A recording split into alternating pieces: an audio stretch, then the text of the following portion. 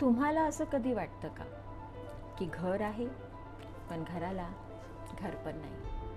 घरात आलं की मन अस्थिर होऊन जातं, असंतुष्ट होऊन जातं. घरामध्ये थांबावेसे वाटत नाही. सतत होणारे वाद, न टिकणारा पैसा, हे काहीसं आपल्याला घरापासून लांब करत जातं.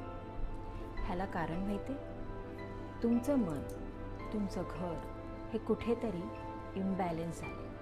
तुमच्या मनाची एनर्जी, तुमची एनर्जी ही कुठेतरी एकमेकांशी आपसात मिळत नाही आहेत, जुळत नाही आहेत. त्यामुळेच घरामध्ये निगेटिव्ह वातावरण तयार झाले. हे घरातले निगेटिव्ह वातावरण तुमच्या नातेसंबंधांमध्ये दुरावा आणि ताण निर्माण करत आहेत. तुम्हालाच तुमच्यापासून दूर करत आहेत. कारण आपलं घर हे आपल्या आतील मनाचं प्रतिबिंब असतं. आपलं आतलं मन, आपल्या आतील भावना कुठेतरी दुखावलेल्या असतील, सप्रेस झालेल्या असतील, तर त्या पूर्णपणे घराची एनर्जी बिघडवतात. आणि घरातली एनर्जी बिघडली की पूर्ण घर हे असंतुष्ट होऊन जातं.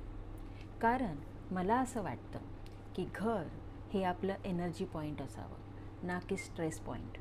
त्यामुळे जर तुम्हाला हे कुठेतरी जाणवत असेल की हे असं आपल्यासोबत होतं आहे, तर फॉलो करा, कमेंट करा एनर्जी. मी तुमची सखी नीता, वास्तू energy expert, life designer. Radhe Radhe.